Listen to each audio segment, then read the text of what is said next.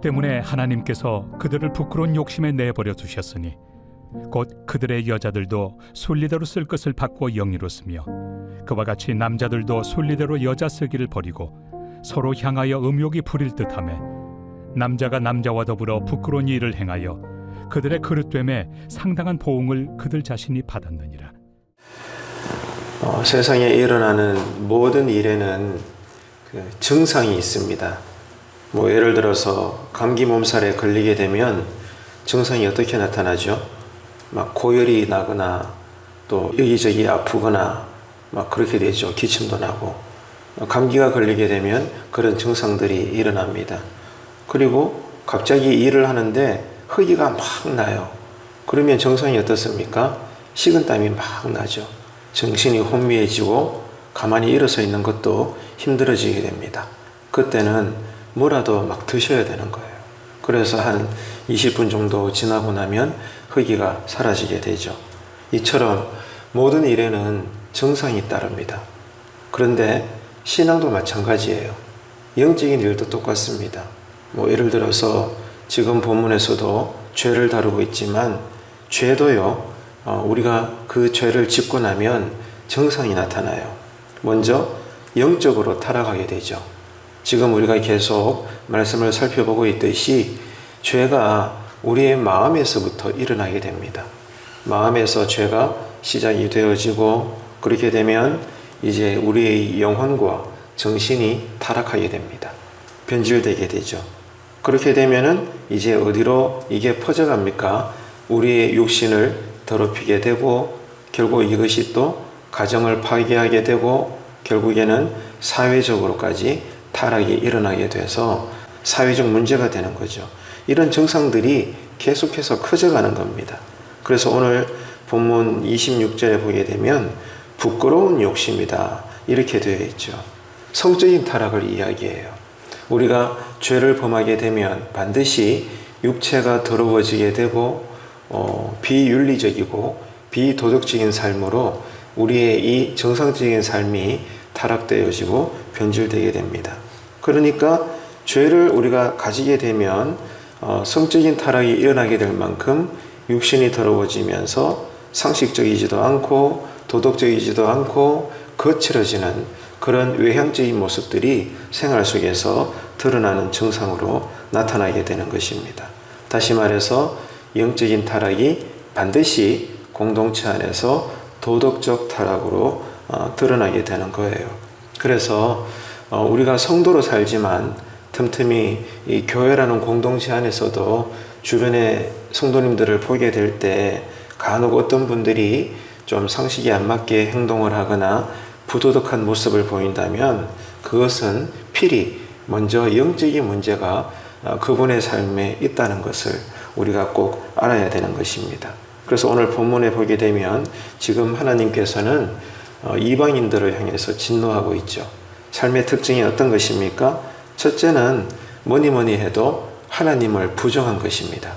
하나님을 부정하니까 이제 이 하나님을 빼놓고 그 빈자리에 헛된 것, 우상을 또 갖다 놓고는 하나님처럼 섬기는 거예요. 이러한 세상 사람들, 세상의 이방인들을 향해서 하나님께서 진노하시는데 그 진노하시는 내용이 어떤 것이에요? 이방인들이 스스로 부끄러운 욕심에 빠진 상태로 내버려 두신다는 거예요. 그래서 이제 어떤 증상들이 나타납니까? 본문에 보니까 그들의 여자들도 순리대로 쓸 것을 받고 영리로 쓴다. 이렇게 되어 있죠. 여러분, 이게 죄의 기본적인 특성입니다. 상식이 비상식적으로 바뀌는 거예요. 도덕과 윤리가 비도덕적이고 비윤리적으로 변질되는 것입니다. 육체의 더러움은 두말할 것도 없죠. 여러분, 그렇기 때문에 우리가 늘 교회는 들락날락해도 우리 마음에서 하나님을 모시고 거룩함을 유지 않게 되면 우리 역시 육체도 더러워지고 상식이 깨어지고 비윤리의 삶을 살 수밖에 없다는 것, 우리의 모든 언행들이 거칠어진다는 것을 여러분 꼭 기억하시길 바랍니다. 그래서 여러분도 그렇고 저도 그렇지만 평생을 교회 생활해 보면 항상 그래요. 은혜를 제대로 받는 사람들을 가만히 보면 부드러워요. 그분의 언행들과 표정들이 따뜻합니다. 왜 그렇습니까? 은혜를 주시는 성령님이 그러하시기 때문에 그래요. 부드러우시고 따뜻하시고 온유하시고 겸손하시는 거예요. 그래서 하나님이 그러시기 때문에 하나님이 우리를 만나주시고 은혜를 주시면 우리도 그분을 닮아가는 거예요. 이게 거룩하고 은혜가 있는 증상들이죠. 그래서 여러분, 우리 한 사람 한 사람이 오늘 또 신자된 자로서 가정에서 그런 향기를 드러냅시다. 교회에서도 그렇게 성도와의 교제를 나눕시다. 더 나아가서 이제는 교회의 이름으로 주변에 믿지 않는 사람들에게도 그런 향기를 우리가 드러내어서 때가 되면 저들도 우리를 통해서 예수 믿는 역사가 일어나는 그날이 속히 오기를 우리가 기다리며 기도하며 전도하며 삽시다. 이 은혜가 우리와 함께 하시기를 축복합니다. 이렇게 모든 이방인들을 향해서 하나님께서 이제 내버려 두시는 진노를 드러내시니까 저들이 어떻게 되는 거예요? 모든 순리를 영리로 바꾸어 버리는 거예요. 그래서 제일 먼저는 여자들도 그렇게 했다는 거죠. 그 말은 뭐예요? 여자들도 성적인 타락을 했다는 건데 그 말은 여자들끼리 성행위를 했다는 거예요. 이 동성애를 이야기합니다. 그 시대에 이런 죄악들이 팽배했다는 거예요. 이게 26절에서 드러나고 있는 죄의 특징이고 그 다음에 27절을 보십시오. 그와 같이 남자들도 순리대로 여자 쓰기를 버리고 서로 향하여 음욕이 부릴 듯하며 남자가 남자와 더불어 부끄러운 일을 행하더라. 이렇게 기록하고 있죠. 역시나 이게 동성애 문제인데 26절에서는 여성들끼리의 이 추악한 성적인 범죄를 언급했다면 27절에서는 이제 남자들끼리의 동성애를 이야기합니다. 그 정도로 여러분 이 죄가 더럽습니다. 추악합니다.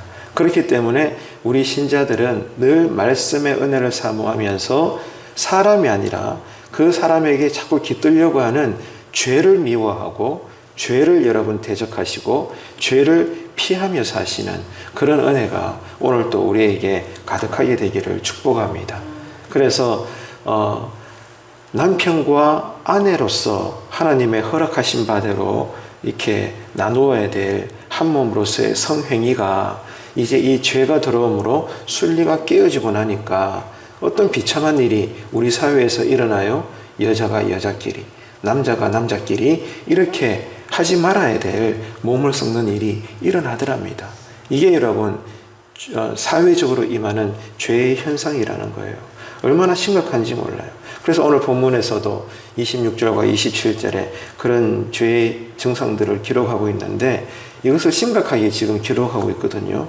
왜 그런가? 신앙적으로 이야기하자면 첫째는 하나님의 창조 질서를 깨뜨리는 죄이기 때문에 그래요.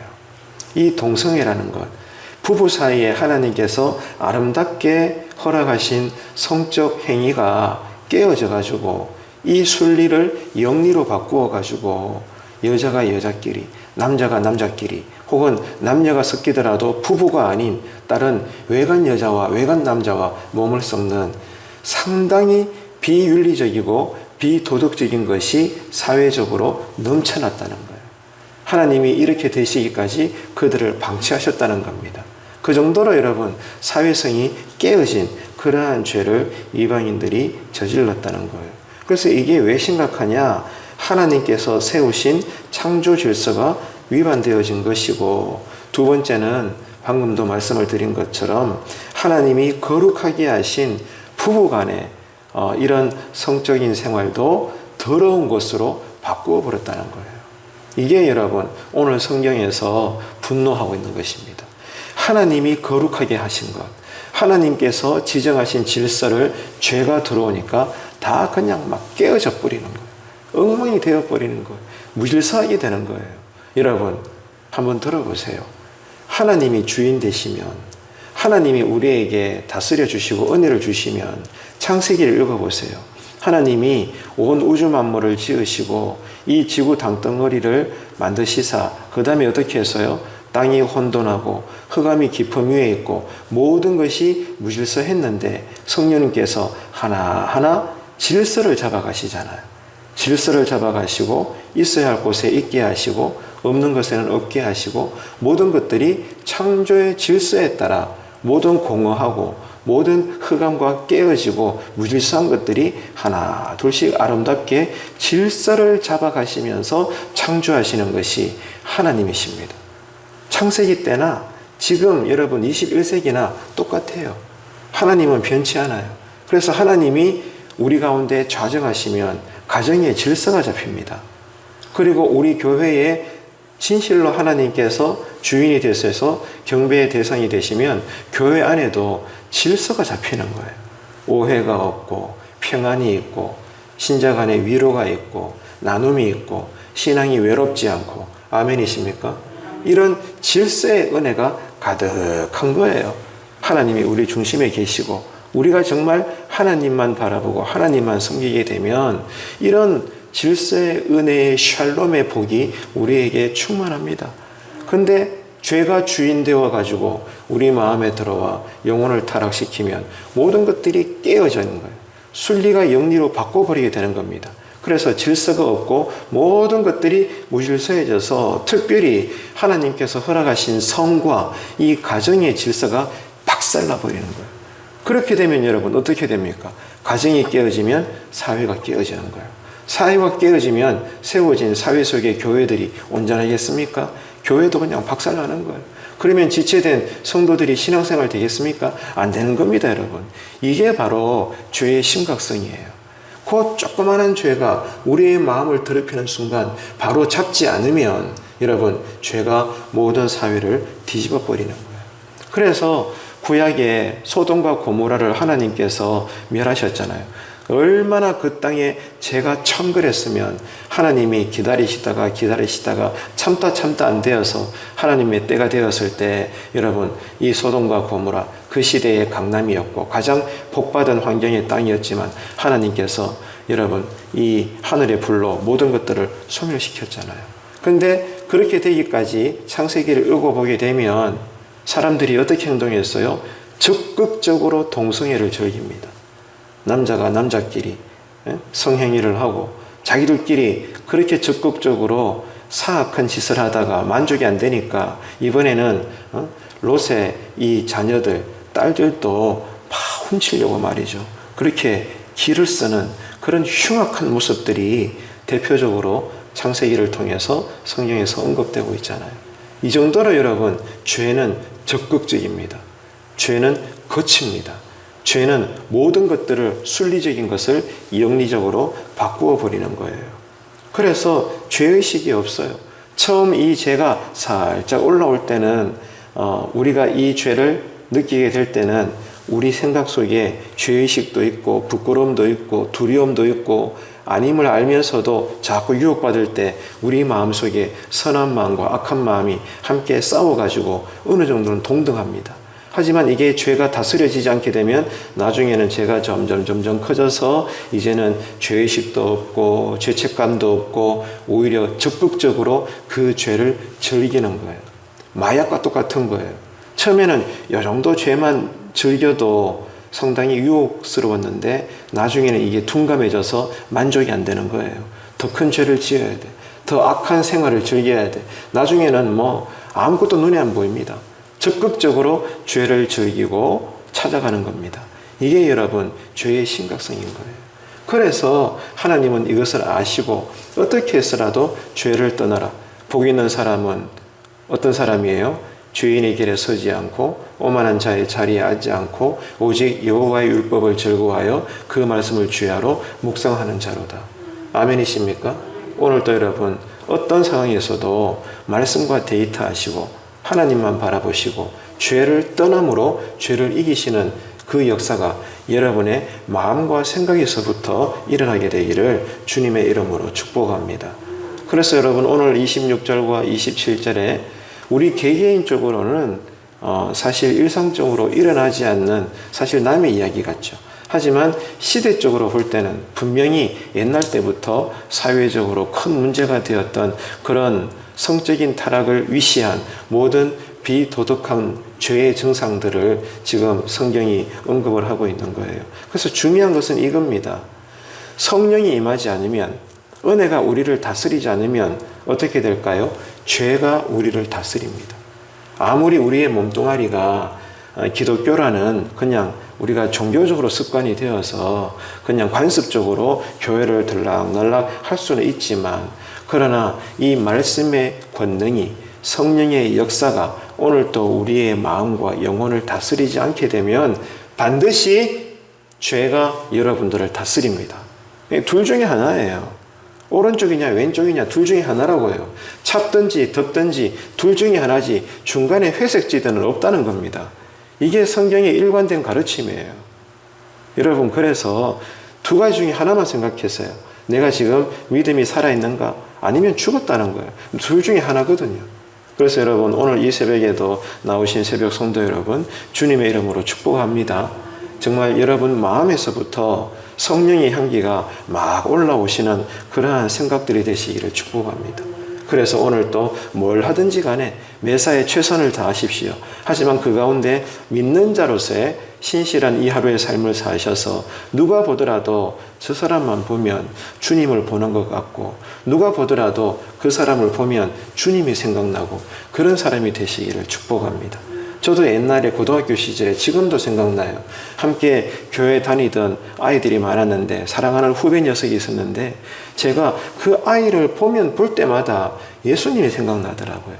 그 아이만 보면 기도하고 싶고 예배 드리고 싶고, 그 아이만 보면 내 마음이 경건해지더라고요. 그런 사람들이 있습니다. 저는 여러분들이 그런 한 분 한 분이 되시기를 축복합니다. 그래서 오늘 이 새벽에도 자녀를 위해서, 가정을 위해서, 삶을 위해서 기도하시면서 하나님의 신령한 은혜가 더 배가 되셔서 누구 앞에서든지 그들이 여러분을 볼 때 하나님 나라가 생각나고 그 향기가 스며들 수 있는 그런 축복의 통로, 축복의 사람들이 되시기를 간절히 바랍니다.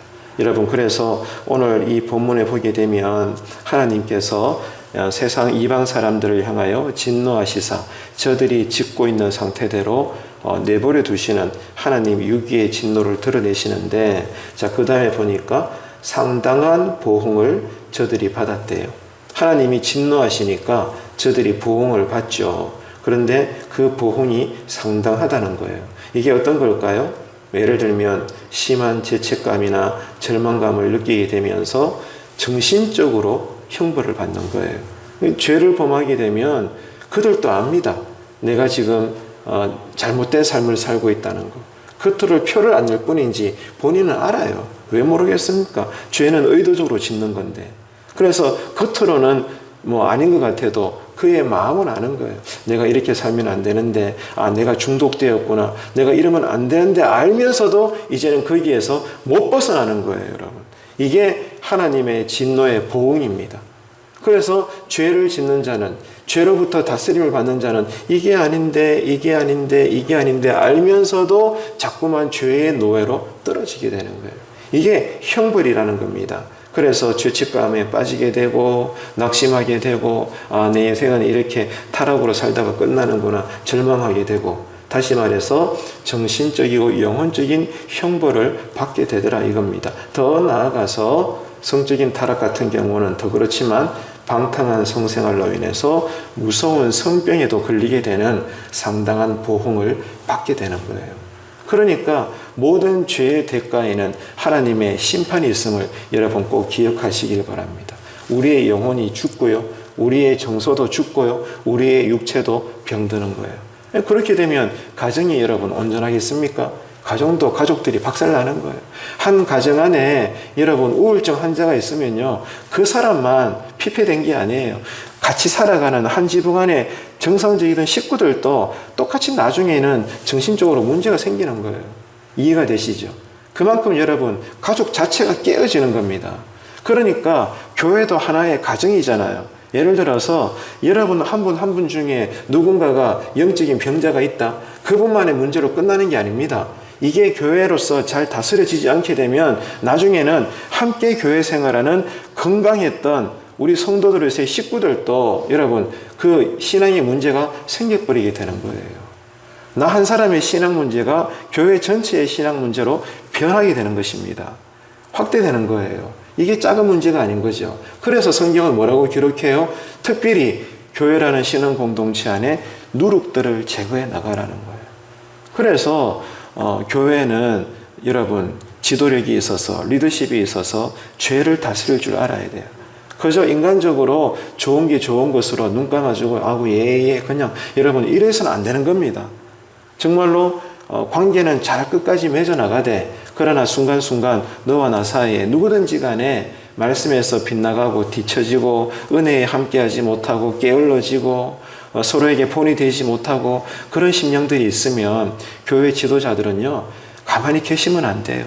그들을 찾아가서 격려하고 다스리고 권면하고 부드럽게 하지만 분명히 진리의 기준에 의해서 그를 돌이켜야 되는 거예요. 그래야만 교회 안에 누룩이 제거가 되어서 한 사람의 죄가 전체의 죄로 번지지 않도록 막아야 되는 거예요. 이 교회 안의 거룩함이 유지되는 우리 교회의 신앙의 자리가 되기를 축복합니다. 여러분의 가정도 마찬가지예요. 오늘 이 자리에 나오신 여러분 한 분 한 분의 신앙이 건강해야 여러분의 믿음의 가정도 잘 유지가 될 수 있다는 것을 믿으시기를 바랍니다. 그래서 오늘 또 기도할 때 여러분 이 기도는 꼭 합시다. 하나님 오늘 또 내 신앙이 건강하게 하여 주옵소서. 거룩하게 하여 주옵소서. 은혜 충만케 하여 주옵소서. 그래서 나로 말미암아 내 가정의 믿음도 오늘 또 건강하고 나로 말미암아 우리 교회의 신앙도 건강하게 오늘 잘 유지될 수 있도록 내가 은혜 받고 복 받아서 축복의 사람이 되게 하소서. 아멘이십니까?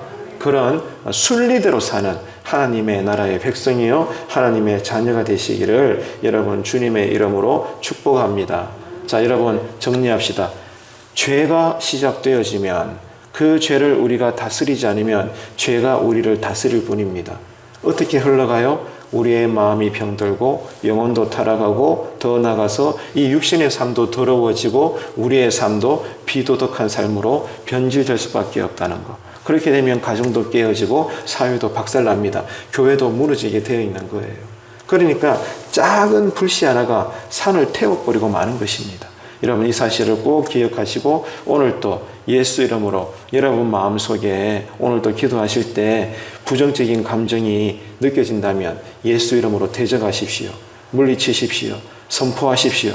그래서 오늘 또 여러분 이 마음의 내면에 파리똥에 이 죄들이 묻어 있다면 여러분 말씀과 기도로 다 닦아내시고 깨끗하게 하셔서 이 깨끗한 심령에 하나님께서 때마다 성령의 물로 채워주시는 이 하루의 은혜가 여러분 삶 속에 충만하게 되시기를 그래서 여러분 마음에서부터 참된 샬롬 하나님의 천국이 이루어지고 그러므로 여러분 가정이 천국이 되시고 우리 교회도 천국으로서 이 삶을 누리며 해야 할 일을 잘 감당할 수 있는 교회로서의 이 하루가 되시기를 주님의 이름으로 축원합니다.